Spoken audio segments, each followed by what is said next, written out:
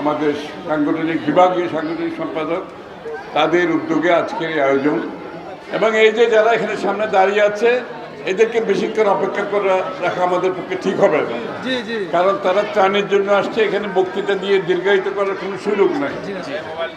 আর একটা জিনিস মনে রাখতে হবে, আমি এই কথাটা প্রত্যেক দিন এখন বলে যাচ্ছি, এইখানে বেগমগঞ্জেও বলতেছি, শেখ হাসিনা পলায়নের পরে বাংলাদেশের রাজনীতিতে বড় ধরনের রাজনৈতিক চিত্রে একটা বড় ধরনের পরিবর্তন আছে। এটা আমাদের বুঝতে হবে। সেই পরিবর্তনটা হচ্ছে একটি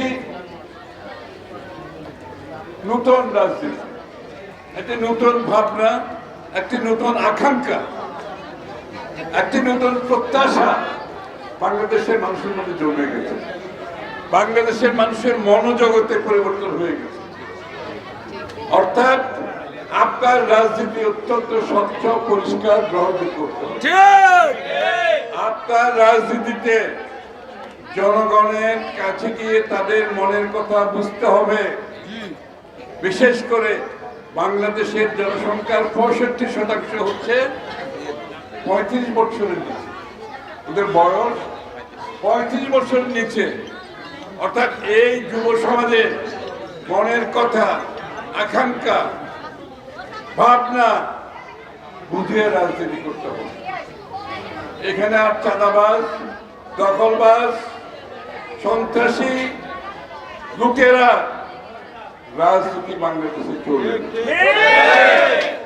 বিএনপির মধ্যে যদি কেউ এই ধরনের কর্মকাণ্ডে লিপ্ত হয়, আপনারা বাধাগ্রস্ত করবেন, তাকে বাইর করে দেবেন, তাকে আইনের হাতে তুলে দেবেন।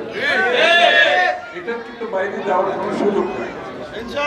আমি আবারও বলছি, বাংলাদেশের মানুষের মনোজগতে বড় ধরনের পরিবর্তন হয়ে গেছে। যারা সেটা বুঝবে না, তাদের কোনো রাজনৈতিক ভবিষ্যৎ নাই বাংলাদেশে।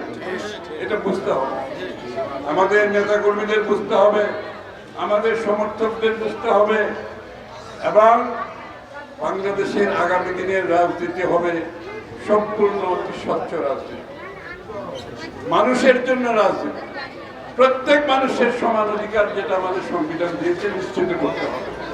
কিছু লোক লুটপাট করে একটি গোষ্ঠী সম্পদ কেড়ে নেবে, আর দেশের বাকি মানুষ না খেয়ে তাদের উপোস থেকে তাদের চিকিৎসার পয়সা থাকবে না, তাদের শিক্ষার পয়সা থাকবে না, তাদের বাড়িঘর মেরামতের পয়সা থাকবে না, দুবেলা খাওয়ার পয়সা থাকবে না। সেটা হতে পারে না। এত বড় ব্যবধান অর্থনৈতিক বাংলাদেশে চলতে পারে না। এটা আমাদেরকে নিশ্চিত করতে হবে। এবং এই জন্য সকলের রাজনীতিতে, আমি অঙ্গ সংগঠনকেও বলছি, কিন্তু ওই পুরনো দিনের চালিয়ে যাও, পুড়িয়ে দাও, খসরুভাই এগিয়ে চলো, এগুলো চলবে না। খসরুভাই এগিয়ে চলার দরকার নেই, আমরা সবাই এগিয়ে চলতে হবে। আমি এগিয়ে চললে কোনো লাভ হবে? সবাই একসাথে চলতে হবে। স্লোগান দিয়ে, আর স্লোগান গুলো একটু ভালো ভালো সুন্দর সুন্দর দেয়, দেখতেছেন না কি স্লোগান আসতেছে দেশে? এগুলা মাথার বুদ্ধিমত্তা খরচ করতে হবে। ওই পুরোনো দিনের ওইসব দিন চলে গেছে, মানুষের কাছে এগুলো গ্রহণযোগ্য হবে না। বলছি তো, মনোজগতের পরিবর্তন হয়ে গেছে, এটা বুঝতে হবে। এবং আমি নিশ্চিত বরকতুল্লাহ ভুলুর নেতৃত্বে এই অঞ্চলে একটি সুস্থ রাজনীতি আমরা আগামী দিনে।